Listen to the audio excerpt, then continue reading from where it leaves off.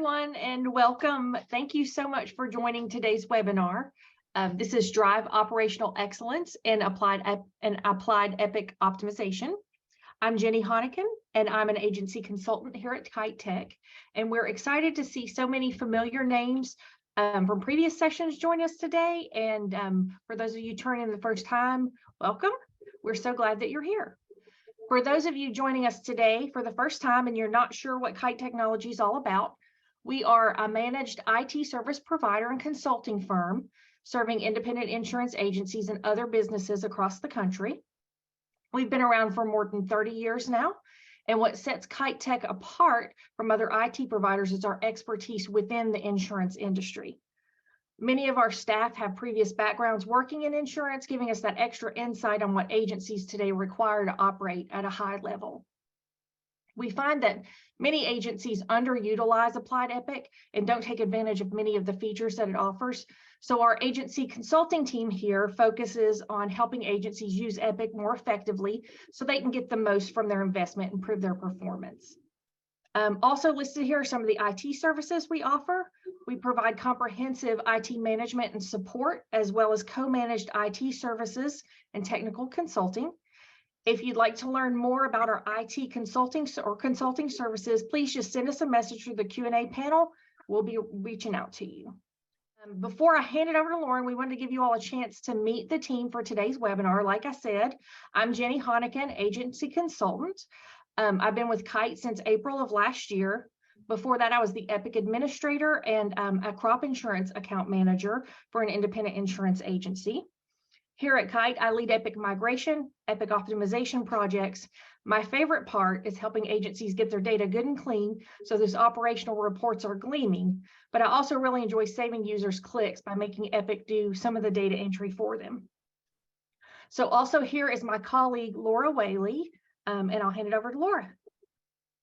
Hello, I'm Laura Whaley, agency consultant here at KiteTech. I started in May of 2020. Prior to that, I was with a large national independent agency in various roles, but most recently as an Applied Epic administrator and a regional quality manager. So I bring with me my expertise in Epic configuration, mergers and acquisitions, and workflow development. I'm able to translate everything over and help our clients through their processes, and it's been a ride so far. Now I'm going to go ahead and hand it over to Lauren. All right. Thank you so much, Laura and Jenny. Yes, welcome back, everyone that is joining us for another time. And welcome to everyone that is brand new. I am Lauren Roberts, director here at Kite Technology of our agency consulting team, our super awesome agency consulting team. I'm a little proud. As far as my background is concerned, for those of you who don't know me, I also worked in Epic and TAM and an insurance agency or insurance agencies throughout the years. Worked in all different types of departments, including administration and accounting, prior to becoming one of our first consultants here at Kite Technology. So with Kite, I do a little bit of everything. So I dabble in accounting, forensics, lots of fun. Yes, I'm kind of an accounting geek. And then I also work on lots of the similar projects that Jenny and Laura do as well. So with all of that being said, I do want to also give a little tip for the webinar today. This is going to be really digging into areas of configure and talking about workflows and reports and things like that. So if you are on the servicing side of things, just be aware that some of those things might not be as familiar to you, but hopefully you get some cool information to take back if you are joining us from the servicing side. And then folks that are on the configuration or operational side, feel free to follow along and maybe check some of these things out in your own database. We do have a lot of information to cover today, so we are going to try to get to as much as possible. It might feel like a little bit of an information overload, so I'd like to give you a fair warning. Jenny and Laura will be answering as many questions as possible in the background, but for some of those little bit more complex questions, we'll be answering those live and pausing for those throughout. Also, a neat little tip for you will be, we will be doing an open forum discussion in our next webinar, where you'll get to meet all of our consulting team. and we will be focusing on configuration. So if you find that there are some questions that you can't get answered today, please join us for that next webinar where you basically get to ask whatever you want. So it's going to be pretty fun. First time doing that. We're really excited about it. So all of that being said, let's jump in and get into our presentation. So today, of course, we're going to talk through the benefits of optimization in Epic. We like to go through what the steps are to kind of go through an optimization, of course. So we'll talk about how to get started and evaluate your agency's needs, cleaning up your data, as Jenny loves to do. And then we'll talk through some best practices for creating workflows, standardizing those, and then how that configuration is going to kind of work with your workflow development and standardization. We'll give you some ideas on next steps, and then, like we said, we'll take some questions at the end as well. So what are some of the benefits of an Epic optimization, you might ask? So some of the things that you'll find with an Epic optimization is it's great to do if you've been on Epic for a few months, a few years, or 10 years. There, of course, are lots of things that change in Epic all of the time. There are big updates that come out, new features that you may or may not know how to implement in your agency. Or you might have just gone out of the box with Epic and maybe you haven't done any type of optimization or customization. So when you do try to start optimizing your system, you're looking to create some efficiency for your staff. Less clicks is always better. I'm sure there's not one person in this meeting today that hasn't heard, why are there so many clicks in Epic? So hopefully we can help you kind of eliminate some of that. It's also beneficial to standardize your processes. So, just think about in your agency what users are doing. If somebody happened to win the lottery today, maybe they don't want to do insurance anymore. Can the person that follows in behind them follow that process? Can they do the same steps? Can they pick up where that other person left off? So that really creates some consistency in strengthening those workflow processes. You'll also get better data and reports. We know that garbage in is garbage out.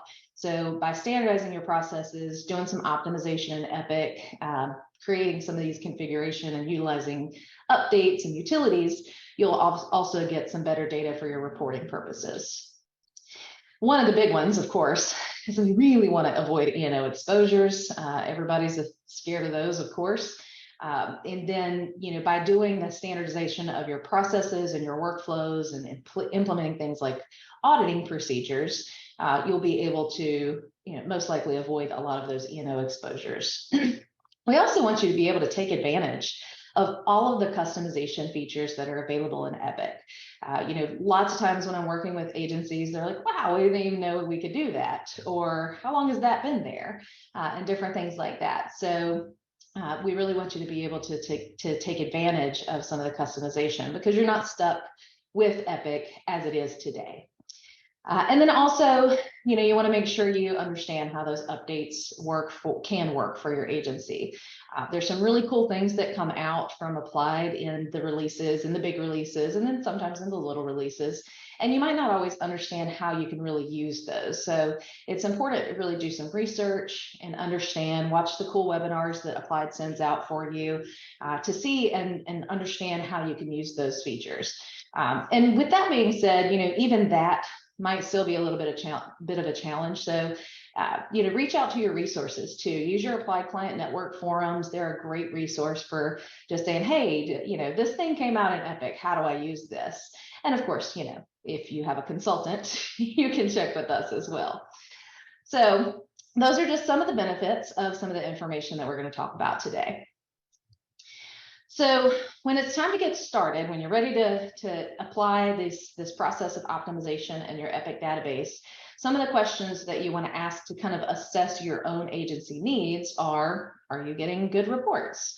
Like I said, garbage in is garbage out. So if you've got issues with policy statuses or folks not following standardized workflows, putting information in where it should be, then you're going to indefinitely get some pretty negative reports. So we really want to make sure that we're utilizing the features in Epic combined with the workflows to get that better data.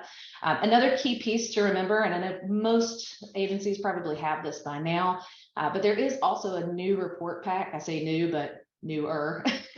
There is a newer report pack that's been released within the past year that not everyone has yet. Just to get that report pack, all you have to do is contact Applied. They'll load it up in your database and give you some additional information on that. There's some really neat layouts in there. So if you are kind of a reports nerd, you'll probably enjoy some of the neat new things that are coming out. And those areas, those reports are also really good for auditing. If you're not sure if you have the report pack or not, I'm going to show you over in Epic real quick, just an example of some of them. If you go into your if you go into your reports in Epic, take a look at something like the policy main reports. You'll see some reports here with an asterisk at the end of it. Those are the new reports. So if you see those reports in Epic, you'll know that you do have the new report pack. There are some various reports in each of these areas. We won't go into those in detail for time's sake today, but check those out in account, activity, transaction. They're in various areas throughout there. All right, next question to ask. Is everyone following a standardized workflow and procedure? Can you go to Susie's desk and see what she's doing? And is Bob over here following the same process that Susie's following? So if have you implemented any standardized workflows is another question to ask your agency.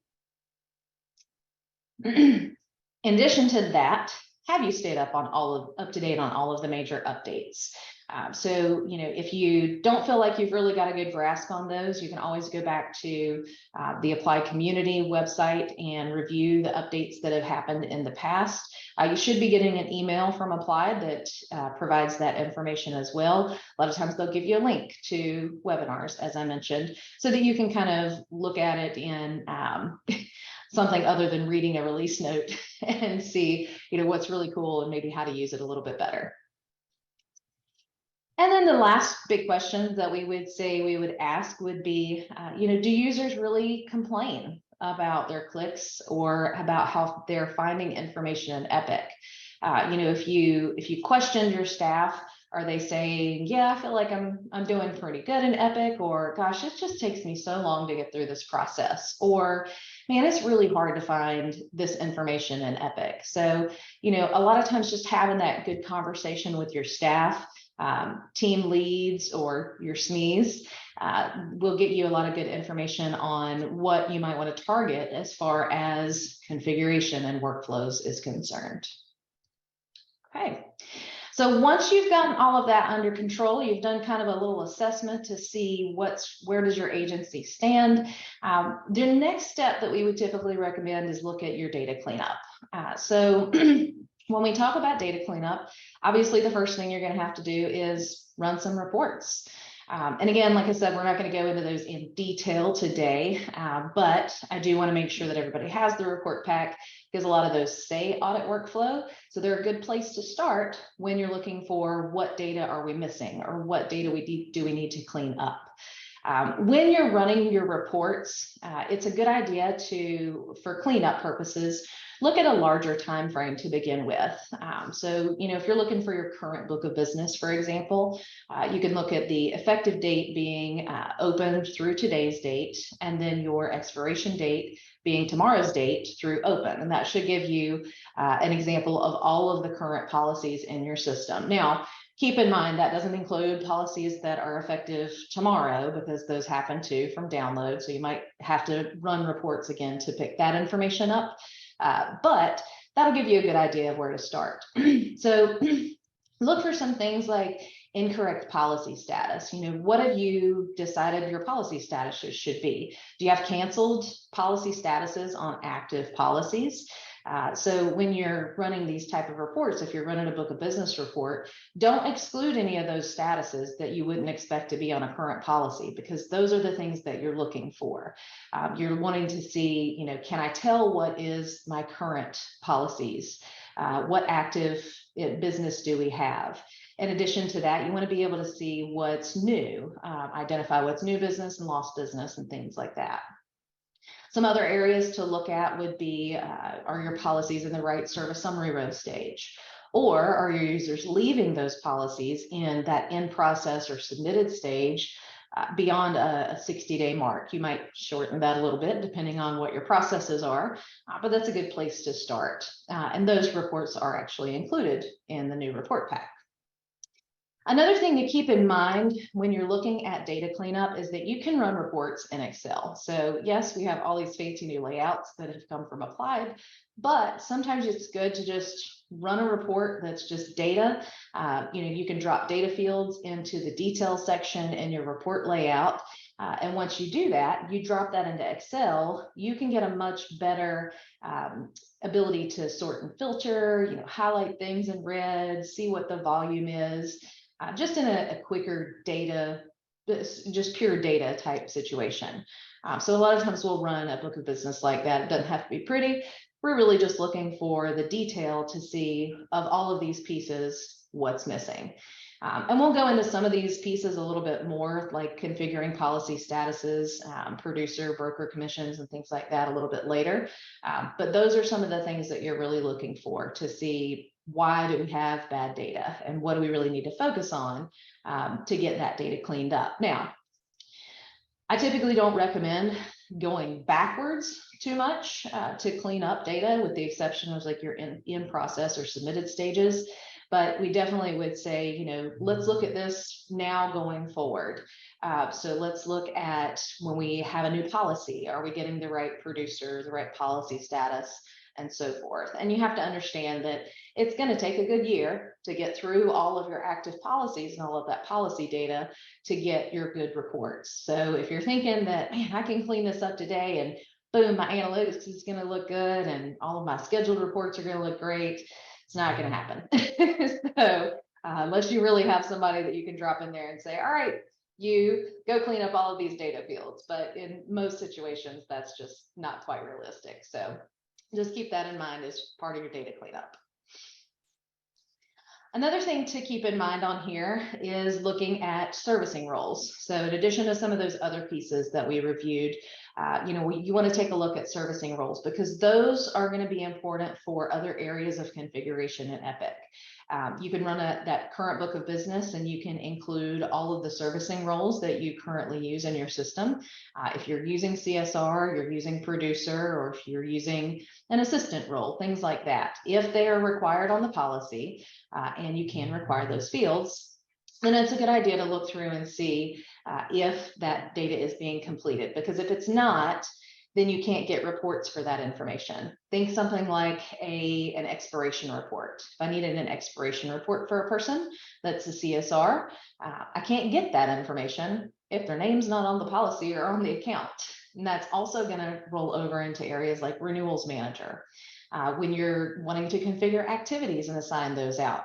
Or if you wanted to review workload, those are areas that really need to be completed so that you can get that data out of your system, or so that you can configure and assign work in Epic itself. Another thing that I see a lot of times when we jump into these reports is we find that there are some inactive employees. So if you may have had someone leave and you didn't do a reassignment, or you did a reassignment but didn't go back to check, you might find that you have some inactive employees on accounts as well. So certainly you can go into your utilities, do a servicing reassignment, and make sure that all of those policies get on new people and not on your old servicing staff. One thing to keep in mind when you use that utility is probably a good idea to get some help if you're not familiar with using the utility, because it can be a little tedious. And then also always look for policies in the future in addition to your current book, because policies have already downloaded that are in the future. All right. And again, you can require those fields at the account and the policy level. So when you're in Epic, if you just right click on that servicing field, you're going to see an option to either require or desire. For something like this, we definitely would recommend requiring those fields, because you need that in every situation. All right, some other things to look at for data cleanup would be, are producers and brokers correct and complete? And do you have any old people on your accounts? Kind of the same situation that we see with the servicing roles. Sometimes we'll end up with older producers and you look at it and you're like, how are they even on accounts anymore? Well, that's because they didn't get reassigned off. And that reassignment tool hasn't always been around. So it's very likely that you could have some older producers or brokers on accounts. We always recommend that you look for those first. And you can also run a producer broker commission agreement report to see if you have agreements to review your agreements that are active. So in conjunction with having a producer broker on the policy, you also want to make sure that you have producer broker commission agreements set up for those producers or brokers. If you don't have agreements and you're just kind of free filling in that information, that creates a lot of room for error. And it also makes it harder for you to report on whether or not they actually are getting the correct percentage or percent of commission. So make sure you run that report. That is an account report. We'll jump over it if I can just show you that real quick. You have to kind of configure your criteria, but you can come over here and just run that for your producer broker commission agreements. Just looking for all the active ones. You also want to make sure that you have some new and renewal agreements and don't restrict your criteria too much. So when you're creating a producer broker commission agreement or cleaning these up so that you can apply them to accounts, you want to make sure that you don't over criteria. That's kind of what I call it. Probably not even a word, but if your producer, for example, is a commercial lines producer and they're supposed to get 25% for all new business for their accounts. Really doesn't matter if you put in a department unless they're actually getting a different percentage for commercial versus personal. So that's where I say you don't have to over criteria. If they're a commercial lines producer and that's all they do, great. If they do a personal lines account, they get the same thing. Don't worry about adding in another agreement for that because that can just make it a little bit more complex. That criteria also is meant to kind of pull those agreements in automatically. So unless you have a complex structure of commission and splits and things like that, for the most part, simpler producer broker commission agreements should just pull in automatically when you select the producer over on the PRBR tab. Another thing that we recommend is if you have a house account or an agency account, you just set that at 0. It's always a good thing to have that just so that you have kind of a filler in the event that you don't have a producer or maybe a producer's left and you're just going to move all of those accounts to house. The reason why that is set at 0% instead of 100 is because house is not really a producer. The agency is already getting commission in the agency commission field. So there's not really reason to put in any commission for the house producer because your agency is already getting the commission. So just another little thing to keep in mind there. And again, use that PRBR reassignment tool if needed. Once you have cleaned up your producer broker agreements, as long as there's a producer on the account, you can perform an assignment. So say we have Bob on an account and his percentage is 20%. That 20% might actually be his renewal commission agreement, but there's no agreement tied to it. So if that's the case, when you do a reassignment, you can say, all right, for Epic, all of Bob's renewal policies that are currently in force, put this agreement on that policy. So what that does is that goes ahead and cleans those up because Bob's already on there and the criteria matches your commission agreement. All right, moving forward, other fields that are, this is probably a no in every single agency. Not many agencies we come across have perfect data when it comes to premium and commission fields. So we like to give you some tips on how to make that a little bit better. Unless your agency is on an accrual accounting method, which means accrual just means that if you put transactions in as soon as you bind coverage and you're recognizing income immediately, that means you're on an accrual accounting method. But if you're just putting in direct bill commission statements as they're received, you're on a cash basis. And we would recommend using estimated premium and commission fields for your reporting purposes so that you get good new, lost, and current book of business reports. And of course, it expands beyond that, sorts and filters by company and all of that information. Some of the new reports in Epic will actually allow you to review specifically policies missing estimated premium and commission. So if we jump back over here to Epic and go over to the policy reports, you'll see that we have, boom, policies with 0 estimated commission and policies with 0 estimated premium. Now, you do have to develop the criteria for those reports. So it's very similar to just your standard book of business. You're going to look at active clients, effective date that open through today, and then tomorrow through open. And then, of course, look at your active policy statuses. We don't really care about canceled stuff. We're just looking for maybe new, renewal, rewrite, or anything else that you consider active business. Make sure that you have account status be active, not prospective policies. We really just want to look at contracted. And then the key for the criteria here is to come down here to policy premium estimated, change that from range or from all to range being open through 0.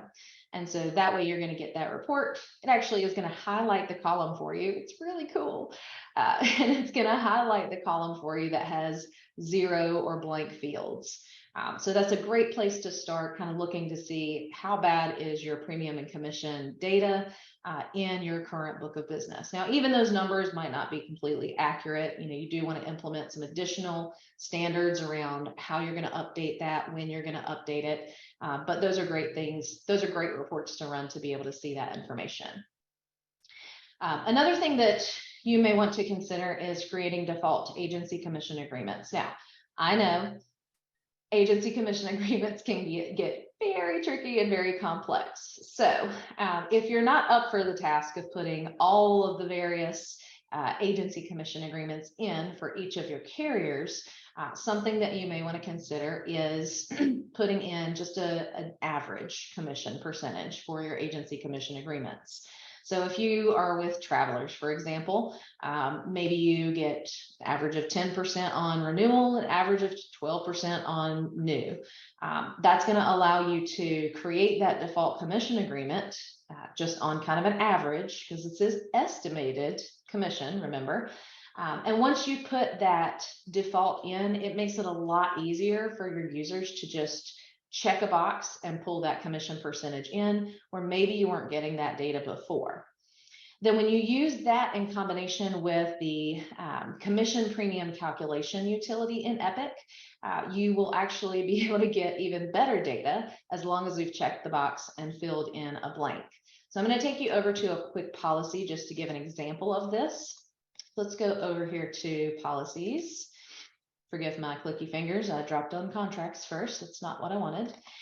And the combination of all of this, the utility in combination with the default commission, when you enter premium at the first line level, don't have to fill out the breakout of all of the lines, but just put it right here in this first line level. Make sure you've got your box checked for commission agreements. You don't even have to put the commission in right here.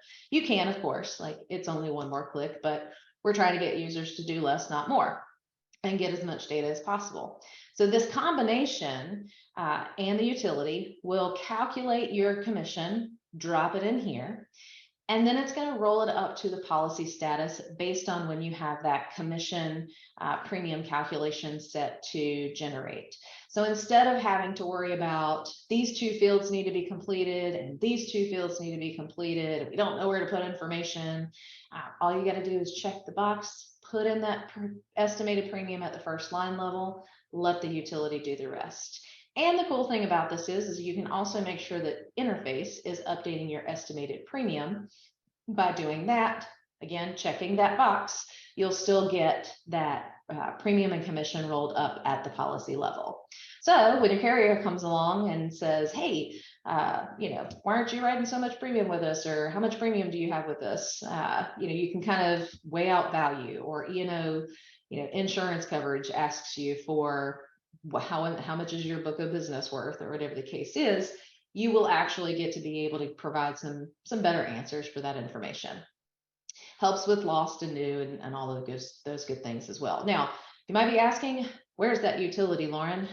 So where's this magical little piece of thing that I need to use in Epic? So drop over into configure, go to policy, and if you scroll down, it's right there in the middle. It's called commission premium calculation.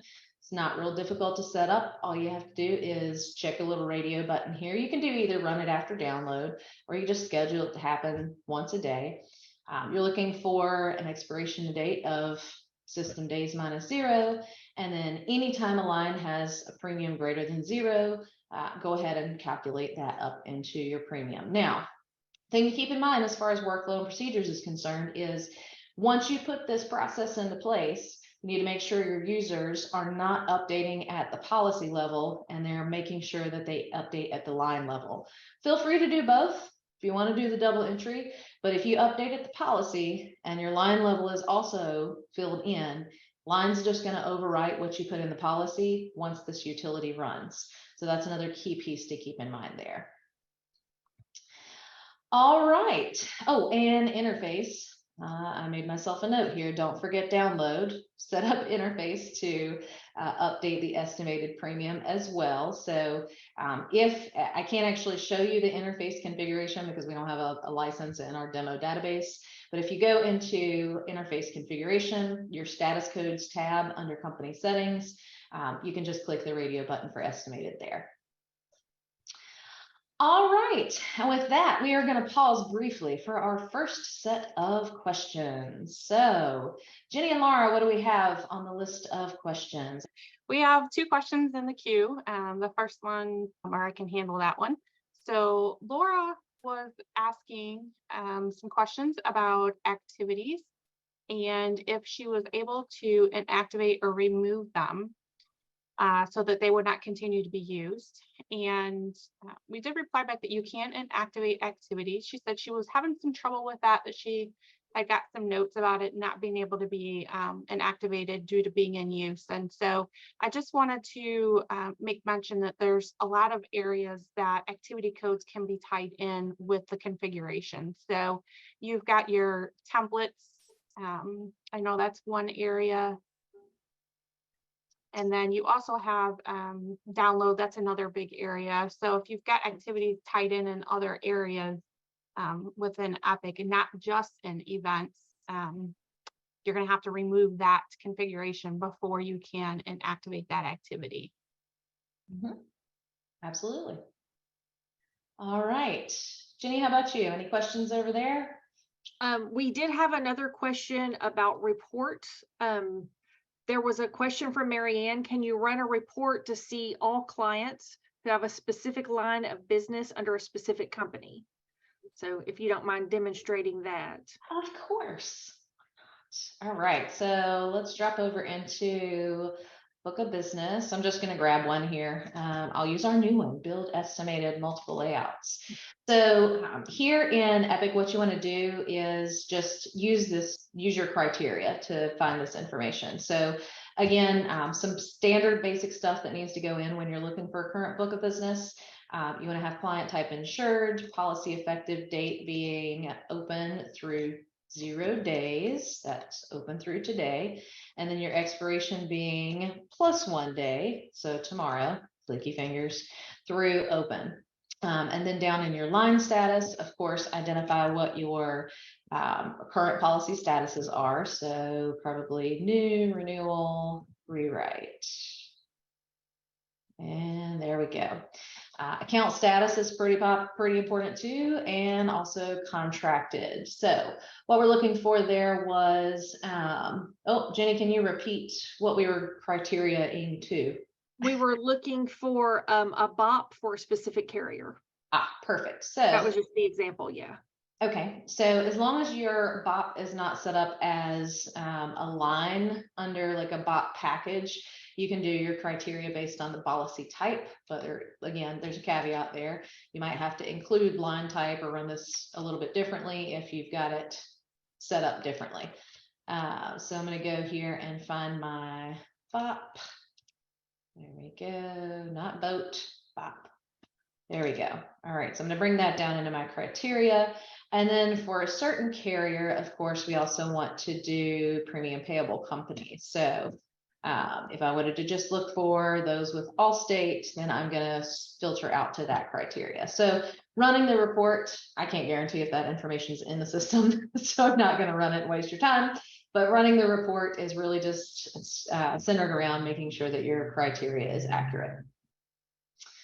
All right, and keep in mind too, a lot of these reports now have additional layouts. So even if you just wanted to see a summary by the premium payable or detail by premium payable, you've got some options there too.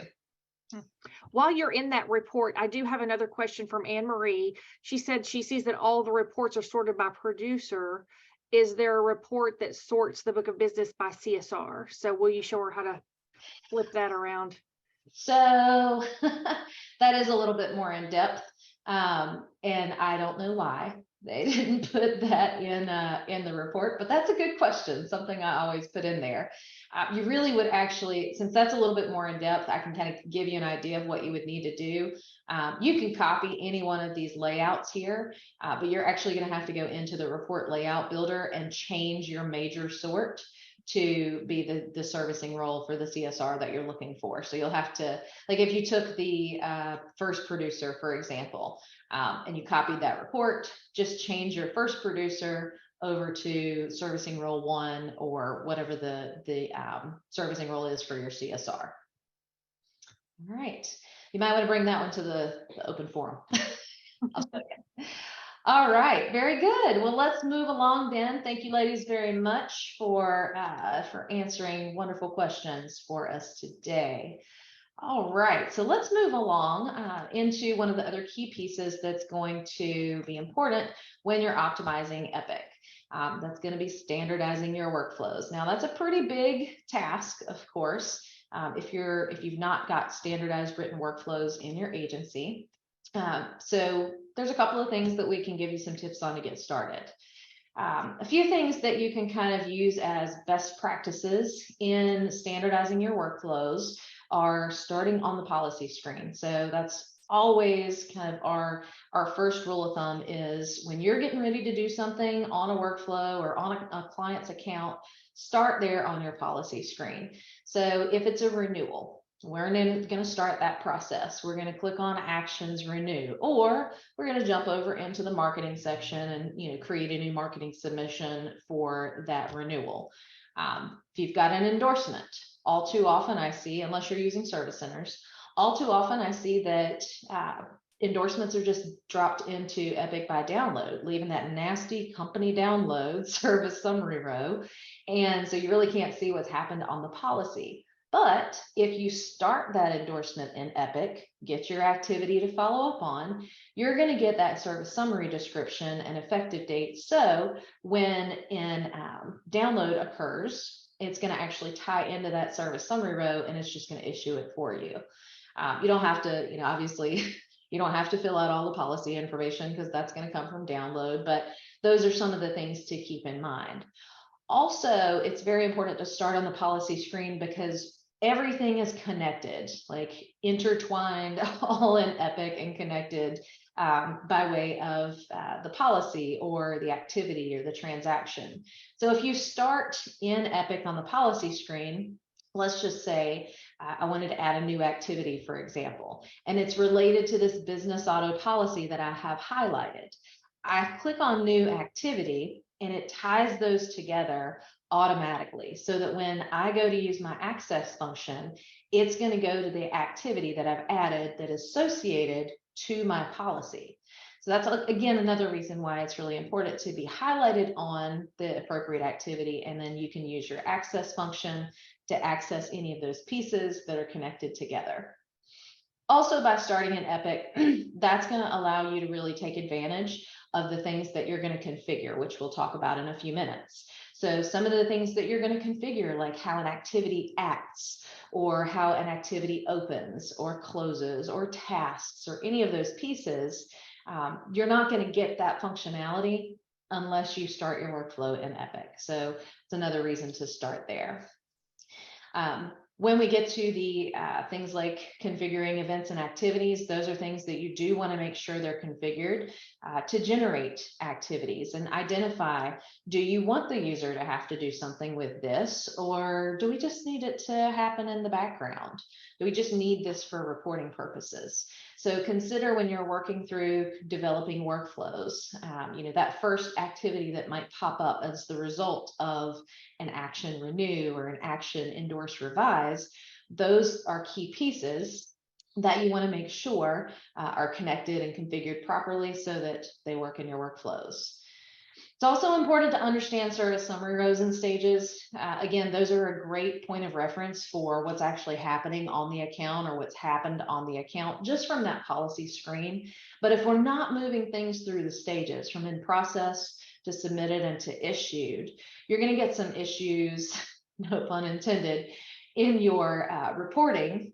And it's also harder to see what's actually been completed for that policy. So an in process would typically mean, we've got the app open, we're getting information. Submitted is going to mean it's been submitted out of the agency and it's gone to the carrier for some reason. And then issued is your final stage. Download's going to issue anything that has happened via download. But if it doesn't download an issue, your users are actually going to have to do that. So it's important to, again, audit that information as well as making sure that users understand the reasoning behind those service summary row stages. In addition to that, renewals manager doesn't work real well with policies that are in process. So if you're wanting to implement that process as well, anything that's in process in that renew or new original line of the policy is not going to come into renewals manager when it's expiring. So another key reason to keep that in mind.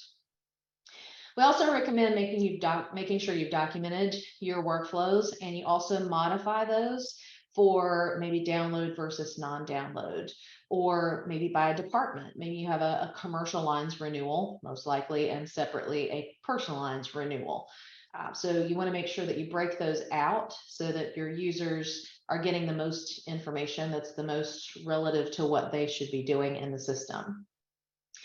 Then you can also use things like tasks. We'll go over that when we look at configuration. If there's some things that are really important to your workflows that maybe either users are forgetting to do, or you just want to create some consistency, you can use tasks on activities as kind of a to-do list to remind users, hey, this is really important. This is an important piece of this workflow that you need to make sure that you mark as complete before you get out of this activity altogether. And then last thing to keep in mind when you are developing the actual workflow manual or you're writing these workflows out is that you may want to use screenshots for your visual learners. So, a lot of folks are great at just reading the directions and filling it in. Some folks work better with TikTok videos, like Jenny's always telling us about Excel TikTok videos. Apparently you can learn a lot from those. But not saying you should do workflows on TikTok. But then in addition to that, some users just are better visual learners. They might do better with videos or having those specific screenshots that say, you know what, here's what I'm saying, but click here and fill in these blanks. So it's just really helpful and a little bit more detailed for your users. All right. Some other things to keep in mind when you're standardizing and you're optimizing all this stuff in your system is to remind users how you want them to document in your system. Documentation is extremely important when it comes to following up behind people, keeping yourself on track, following your own notes, and setting follow-up dates, and then making sure you've got supporting documentation for things that have occurred in your system or in your agency. Also helps cover your E&O butt, so to speak. So if you have all of that information in, or if you're having some trouble getting users to get started using those correctly, you want to make sure that you identify what ways do activities and attachments need to be used or put in Epic. So, consider maybe attaching workflow related documents to the workflow activity. So you keep everything in a little bucket. And again, you can use that access function. Maybe you want to attach policy documents directly to the policy. So you can kind of keep those separated out. Those are just a few ideas and things that you can do to really structure that process. Also with attachments, you definitely need to have some naming conventions. All too often we see that documents are just dragged and dropped into Epic. We left the PDF description and who knows what's inside. It's like, surprise, this is a policy. Or double click on that email. Oh, great, this was a complaint from a client. So you really don't know what it is if you don't have good descriptions and good naming conventions established.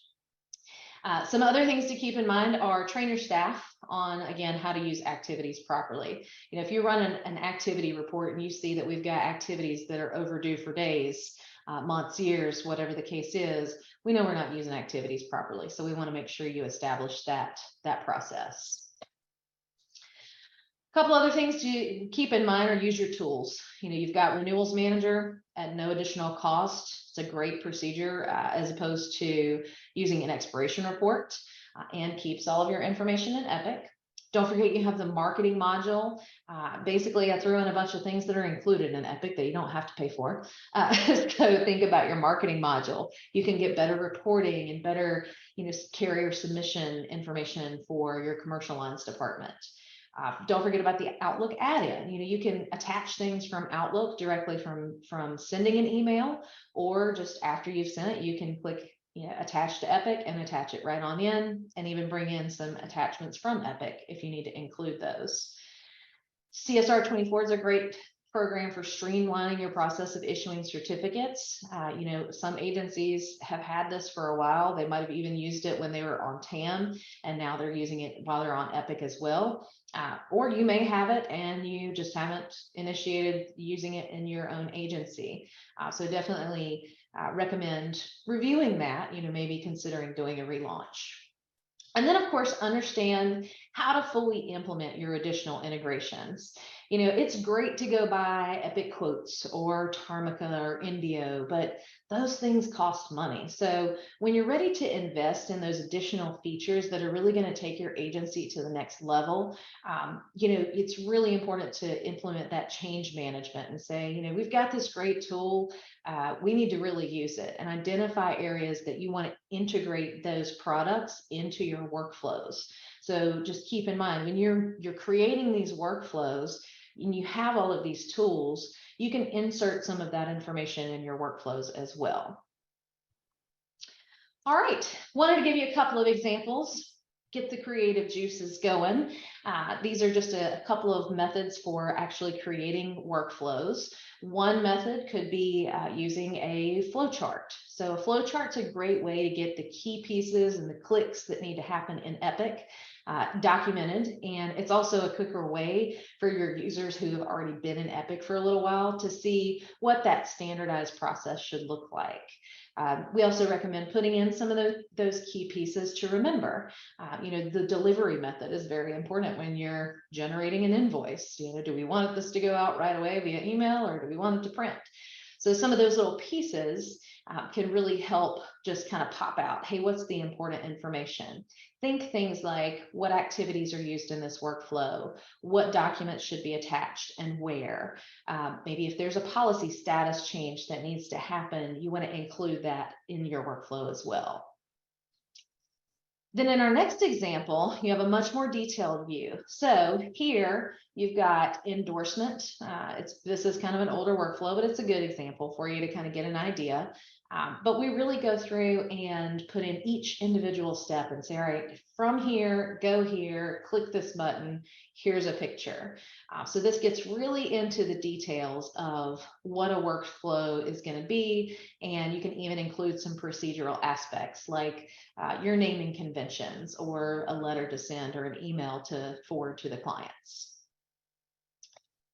All right, so I promised, that's all we have for workflows. Promised to go through some of the configuration. Now, again, we will be having a webinar coming up next month. We're going to do an open forum. You can come and ask all of your configuration questions. So if we don't quite get to your question today, we're definitely going to try to get to those. But if you have something that we can't quite get to for time's sake, we will be opening the floor. Ask whatever you want. All right, so think about activities and events, because I've mentioned those several times as we've gone through this process. They're key to making sure that documentation is happening in your system, and you can create a little bit more automation and push your users to do a certain thing in Epic with your activities. So your activities and events need to be configured to match the workflows. You also want to make sure they match the steps of the workflows as well. So you can configure these to create a decrease of clicks. We can fill in information that maybe your users are putting in now. Make selections like default to open or closed, where your users are having to click that now. So that's really where you're going to focus that decrease. If you really want to get creative, you can also get into further actions. Do we want a letter to go out, or an email, or another activity to generate with this activity? Those are things that you can do with further actions. And then, like I mentioned, you can create a little checklist for things with tasks. Maybe we need to always remember to get a binder and an invoice and things like that on a surplus lines renewal, for example. So what's the purpose of activities? Kind of touched on this a little bit already. It's to document your notes. We want to make sure that every time I touch a workflow activity, I'm typing in what I've done. It doesn't have to be a huge paragraph, but it's meant to be there to say in your own words, what did you just do? Where are you at? What needs to be followed up on? Also, one thing to keep in mind is we don't recommend updating the activity description with your notes. I know it might sound like a really cool thing to do, but those notes are not stored anywhere. The only notes that are saved and timestamped are the ones down in the bottom of that activity screen, or when you click add note. That's the only ones that are time and date stamped. If you use that description as your note, as your reminder to say, my next step is to get the application from Bob for Bob's construction, and then you change that to got the application, send it to the underwriter. None of that information saves, so try to keep those descriptions standardized. Put all your notes down in the notes section. Follow-up dates are also extremely important. If your users are not changing those to when they actually realistically want to follow up, then you're going to get really behind on those follow-up dates. It's also important to close those regularly so that you don't get too behind on your list. It can be really overwhelming. And then consider what activities you want for reporting only. There are some activities that we really don't need users to touch. Think like an issue policy or an update stage to submitted. We've already got an activity for this workflow, so we don't need to keep adding activities in. Let's just drop those in the background. There's also two different types of activities. You've got your event-driven activities and your manual activities. An event-driven activity is something that's auto-generated from Epic. You will find those. We actually were on that previously. You're going to find those over in Configure Activity and Events. So here is a list of all of the events, and those are updated from time to time. So keep that in mind as Epic adds in new features. Those actually might be something that pops up here in your events list. Some things to consider are using the first activity that pops up in a workflow, drop everything else in the background. But that's really how you get that information that you want users to put in. So if we start on the policy, we take action, which is an event, then we can drive that activity to happen, again, pop up so that somebody can follow up on it, or pop up so they can make a note, or just make it happen in the background. So those events are what you're going to configure to make sure that users know what to use. They don't have to really think about it a whole lot. It kind of drives them to do what they're supposed to do with the activity. Then your manual activities, of course, are those that are not an event. Cancel for non-pay is or a cancel for non-pay notice is not an event in Epic. So it's an event that happens in interface, but not in these type of events. So that's something else to keep in mind, is that you're still going to need some manual activities, but you want to try to make sure that those are polished and a little bit more precise, so that when you do run reports to see what your users are doing, you can see, what type of work they've actually been doing. Did they get 45 billing calls last month and they're an account manager? What's going on there? why is everyone calling about their bill? That's something that you can make a little bit more clear so that from a reviewing perspective, it makes more sense. So like I mentioned, an event is an activity, is an action in Epic that you take. So clicking add to add a policy, clicking actions, endorse, revise, that's an event. So when we talk about a workflow driven activity, a lot of times that's going to start with an event. That can generate activities to pop up in the foreground or happen in the background, and you can have multiple activities to choose from. So if you had a different process, a different configuration of activities for commercial versus personal, maybe commercial has tasks and personal doesn't, then you can actually create separate options for those to happen in Epic. You just have to create the additional activity, and then you can drop it over in your options in the event itself. We do recommend that you have activities associated with events, even if they are just happening in the background, because if it's not generating an activity, then a lot of times actions in Epic can't really be reviewed or forensically reviewed for things like time and date stamp. And then you also don't get that reporting functionality. Now, of course, you get things like work events or work efforts, sorry, my words were wrong, with applied analytics. But in this case, if you don't have applied analytics, you could run a report based on all of those things that had occurred in Epic, as long as you have the activity associated. So even something as simple as add contact, I don't need to make a note on that. It's not necessary, but we should still generate it, background it so that it happens on the account. Other activities that you might want to have open would be an add policy. Maybe that's required so that that pops up in the user screen. Now you can require an activity and then have it set to close. So think about something like issuing an auto ID. They don't need to follow up with that. So we could have that required, but then we could come over to the code itself and make sure that over here in the settings, it's set to closed. So that way, when it pops up, it tells the user, hey, you know what? You don't have to do anything else with this. Just go ahead and close it. All right. A couple of other things to keep in mind in the configuration of the actual activity codes would be your description. Some of these out-of-the-box descriptions are a little bland, right? So it's always a good idea to come in here and say, what can we do to make this description better, more visually appealing for our user, and also so that we can standardize that information. So here you can see that I've got this code configured with things like the premium payable code and the lookup code and different information there. You can pull in effective dates, service summary row information, premium payable companies, policy numbers. Basically anything that you can think of that's on the account or policy detail, you can pull those in as field defaults so that your descriptions look a lot better.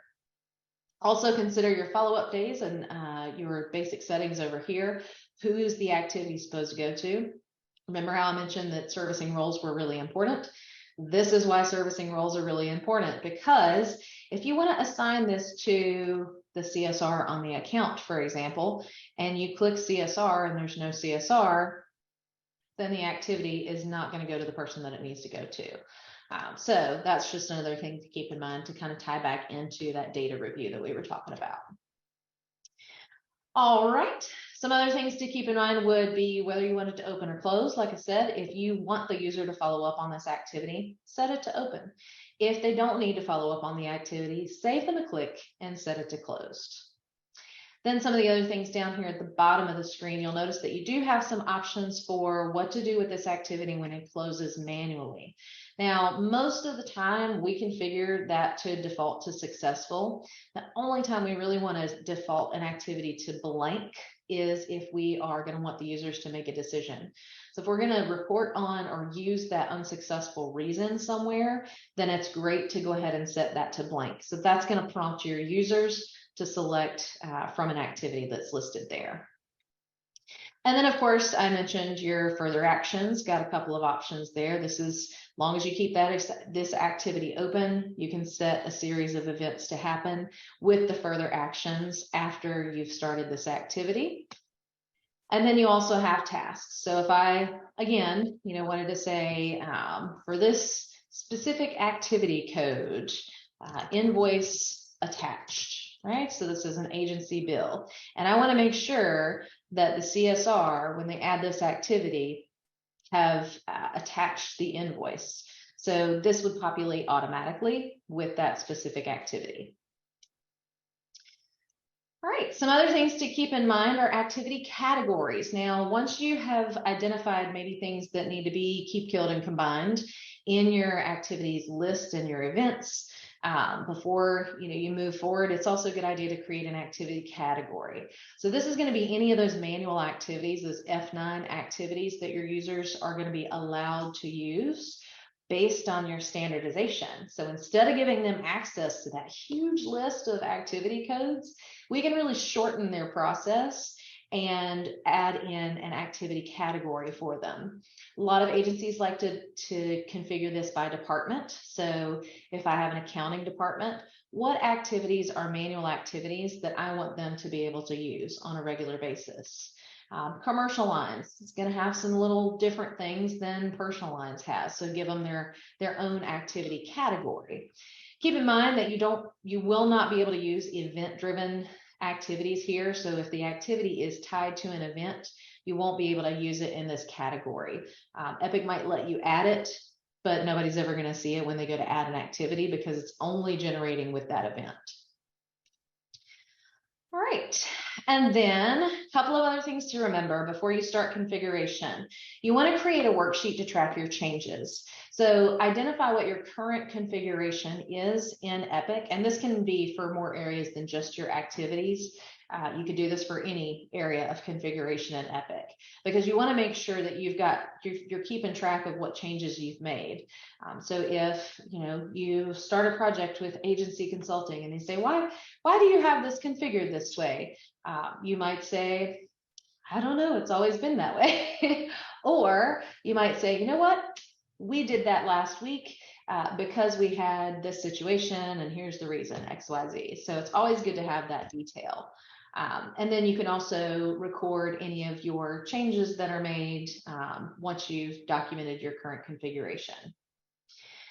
Use the activity reports to really analyze how your manual activities are being used, because it may be that those manual activities are being added, but they're separating out information. Like imagine let's add an underwriting activity, for example. Well, that underwriting information probably should have gone on a carrier submission activity or a renewal activity. All of that information is pertaining to this one workflow. So let's try to keep all that information in one place. So a couple of other things that can really help your process in the agency are configuring in interface. So you want to look at the areas of interface like status codes. Make sure that these are updating policy statuses correctly. You don't want a policy status for new, for example, to update the policy status when download happens because it could be a rewrite. It's new to the agency, but it's also not new to the agency. New to the carrier, not new to the agency. So new is a good example of where you don't want to update that information. You also have additional options now outside of interface. So over in policy, you can also go to your policy status and you can select this neat little checkbox right here when it gets there. Let's go to insured request, for example. There's a little checkbox right here that says retain this status regardless of what download happens. So if I put my policy status in as canceled by insured request and then download happens, it's not going to change it to that canceled general. It's going to keep my canceled insured request. You can also update the premium interface. We talked about that a little bit earlier.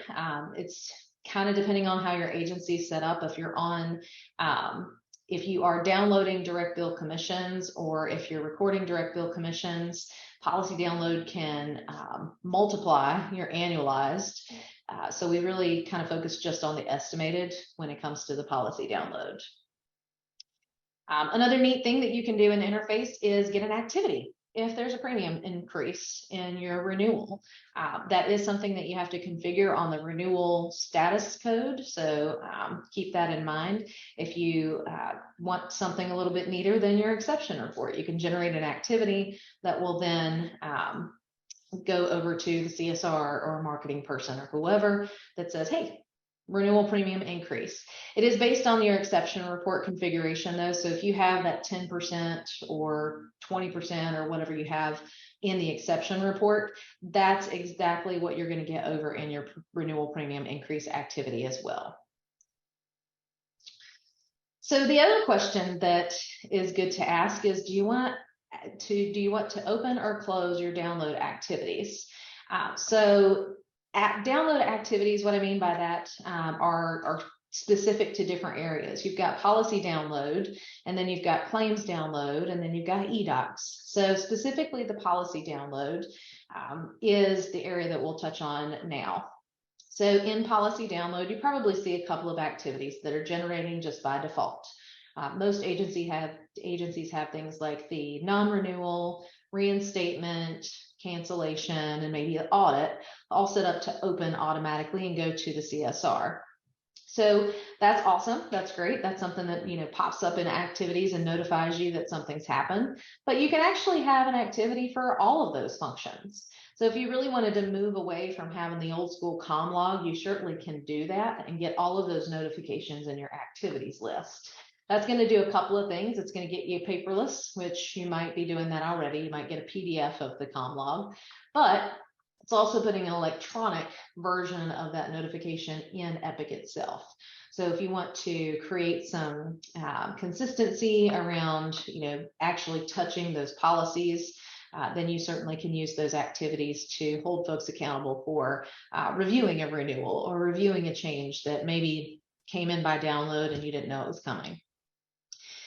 Some other things that you can do with your download activities is you can also have different activities for cancellation. If I had to cancel for non-pay, you can open up that configuration and use a different activity just for cancel for non-pay. And then you can also have the reinstatement, close the cancel for non-pay. So if you've got Bob and Bob's like, cancel non-pay, cancel, reinstate, and he just does it all the time, it might be a better way for you to just automatically close that activity versus having to follow up on that cancel for non-pay. All right, some of the other things that you want to configure are your eDoc activities. Make sure that you have eDocs that are kind of in a bucket for each of the types of documents that you have. Some of the newer versions of Epic already have some of those buckets set up for things like new eDocs, renewal policies, non-renewals, but you can expand on that a little bit more if you'd like. And then in addition to that, you can also make sure that you overwrite your descriptions. So if you have some documents that are coming in, you can actually overwrite those descriptions as well. All right. If you're downloading claims, you probably already know that, but check to see if you are downloading claims. If you are, you want to make sure that you understand how that works. And also know here in claims, you can set activities for those different types of actions that occur as well. So in addition to the actual claim being downloaded and updated in claims, you can also download some activities for those, for things like claims payment, claims information, and the list goes on. You definitely want to test that though with your carriers, because some of those can be a little bit redundant. I just have experienced that with other agencies. So as you're looking at the claims download, do test some of that information out before you go full on with download activities.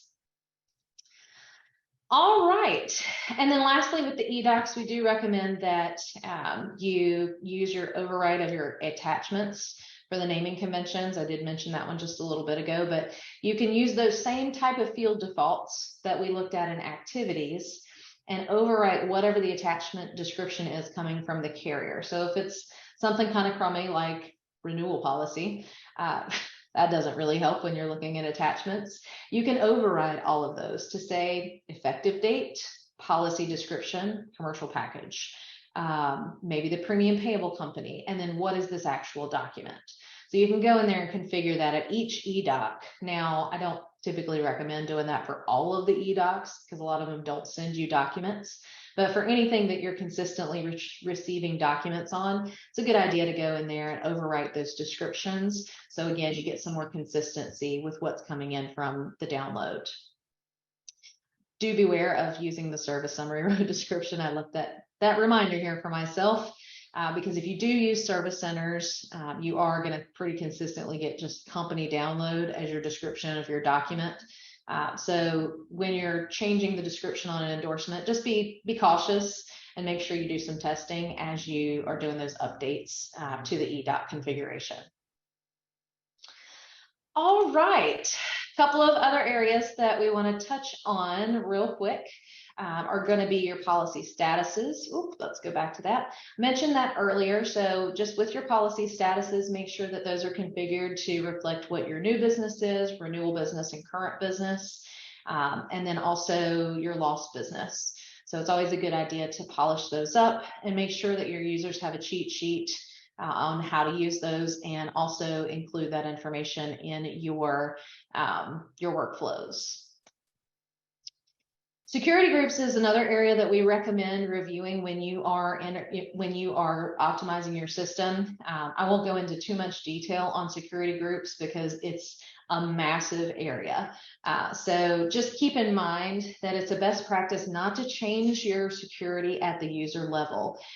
It's best to keep everybody in a security group with the exception of your admins so that you can really control and see where you've given additional rights. If you have a servicing group and maybe you have somebody that is going to do reports for you as well, you can just add another reports group, add in the accessibility to reports, and then put that person in the reports group as well. That's going to expand their security rights instead of getting in the weeds and not really sure, where you've changed what along the way. All right. So some other little key areas here, I'm just going to flash these up briefly, are going to be kind of the add-ons. These are just kind of some cool little areas to consider as you're going through optimizing your system. Not necessarily things that we focus heavily on, but if you have use for them, it's something to consider.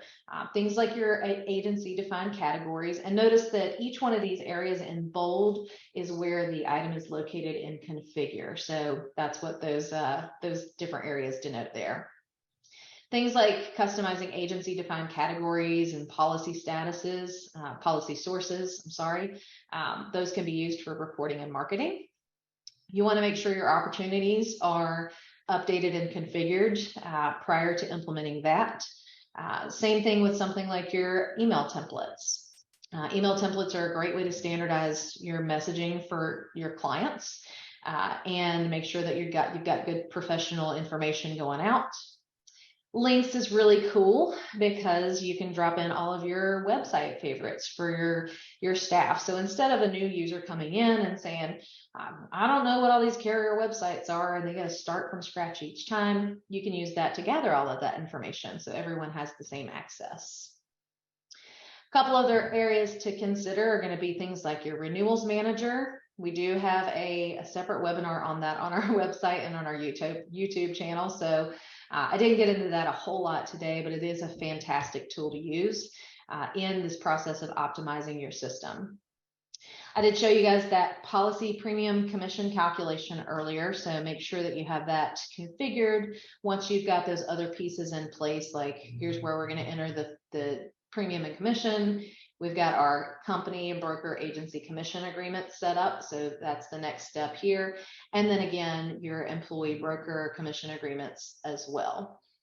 So all of those things are just things to keep in mind as you are optimizing your Epic system. Maybe they're neat things that you want to do, or maybe we need to put that off for a little bit because it might be a bigger project like the implementation of Renewals Manager. I know we're getting down to the wire here on our time, so I am just going to briefly go over what your next steps might want to be. Definitely want to consider that assessment for your agency. Go through and identify what your needs are. Use those reports for cleanup and go through the process of cleaning up. Make sure that you've got the events and activities configured for your workflows and get those workflows standardized and updated. Don't forget to communicate. Don't go changing stuff and not telling anybody. Not a good idea. So that's just another big thing to keep in mind. Make sure that you've got employee training in place, lots of meetings to communicate changes that are being made. And then, of course, make sure that you maintain your configuration once you've done this optimization.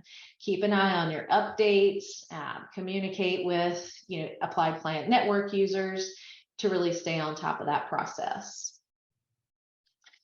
Right, all of the things that we have gone over today are areas that we can help with as well. Our process for initiating an Epic optimization is to go through an in-depth assessment with your agency first, so that we can manage a plan for configuring and creating cleanup processes, running reports and things like that. We also help with the communication to your staff and provide employee training.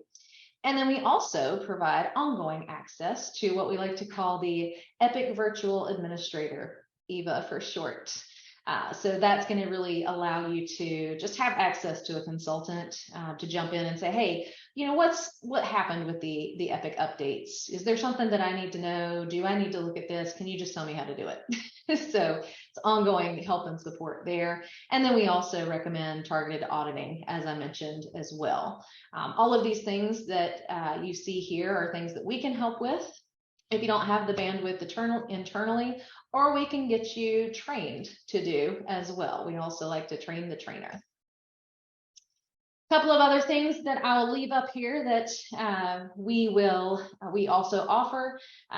Areas that we do help with are outsourcing accounting now, also accounting support, obviously Epic optimizations, and then we can also help you with custom proposals and templates, forms, and all kinds of things there. So now that I've officially gone over my time again, I am going to hand this back over to Jenny and Laura to provide us with any of the leftover questions that we need to answer live. So ladies, do we have any additional questions that we can help everyone out with? We had a couple of questions about workflow. Byron and Stephanie both asked. Byron asked, if we sign up for your consulting services, do we provide flow charts for other processes like the ones that you showed for invoice? I can answer that. Yes, we do. We can provide a complete workflow manual for you. Stephanie's question kind of went hand in hand with that. She said, is Kite able to take an agency's workflow and develop them into a workflow format? And yes, we can do that too. Absolutely.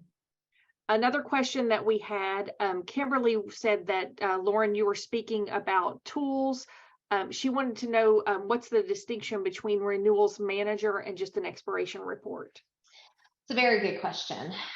So an expiration report is the traditional method, right, of managing your renewals.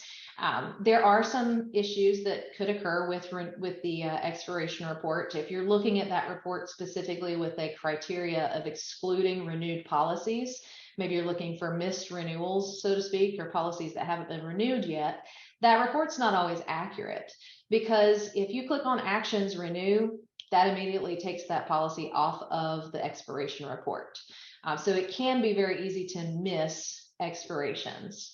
And the renewals manager is also a great way to just have a dashboard view of where you're at with your renewals. Everybody's got something. They've got the spreadsheet or they've got the expiration report with their notes on it. So instead of having one of those pieces outside of Epic where nobody knows where your stuff is, right, possibly, we're just moving that into Epic by using the renewals manager. So it's really just a step above a virtual expiration report that gives you a lot more consistency, an ability to manage your agency and your renewals, and a better way to just have that data in the system. you definitely want to watch the webinar because that's a very, very short description of the differences. But definitely go reach out to check out our website, and you'll see that one there. There's one last question from Tanya. She wanted to know more information on how to create the activity on the renewal increase premium. All right, so yes. Kind of short and kind of not. Yes, kind of, sort of, kind of not. So I wish I had pulled a screenshot for this. My apologies for not having that. We don't have access to a download license because this is just our demo. But if you go into, I can tell you the steps, configure interface, you go to status codes, you're going to see renewal and renewal quote as two of those status codes. If you edit the renewal code, for example, there's going to be a field in there where you can select a renewal premium increase activity. You've got to go set up the activity first. You can call it whatever you want. I think I usually use like DPRI, downloaded premium renewal increase. And then once you've created that code, you can put it in that spot in interface in the configuration. And you can put that both on the renewal and also the renewal quote, because I know Progressive downloads those renewal quotes and some other carriers might as well. Okay. Fantastic. Well, thank you, ladies, so much for helping out all of our viewers today. Jenny, I'll pass it back to you to close us out. Thank you, Lauren, for a great presentation. And thank you to everybody who joined us, stuck it out to the end today. We hope that you found today's session valuable. If you'd like to learn more about KiteTech's IT and consulting services, please feel free to reach out using any of the ways listed here. We're happy to set up a complimentary consultation to talk with you about your agency's needs. And then also, Lauren mentioned it before, we hope you'll join us for our next webinar on applied Epic configuration, scheduled for February 8th. We're going to have a fun interactive discussion with all the members of our team. And we're just going to answer all of your configuration questions. So you just visit our website to register. Thank you again for spending your afternoon with us today, and I hope you enjoy the rest of your day. Thanks, guys. See you later.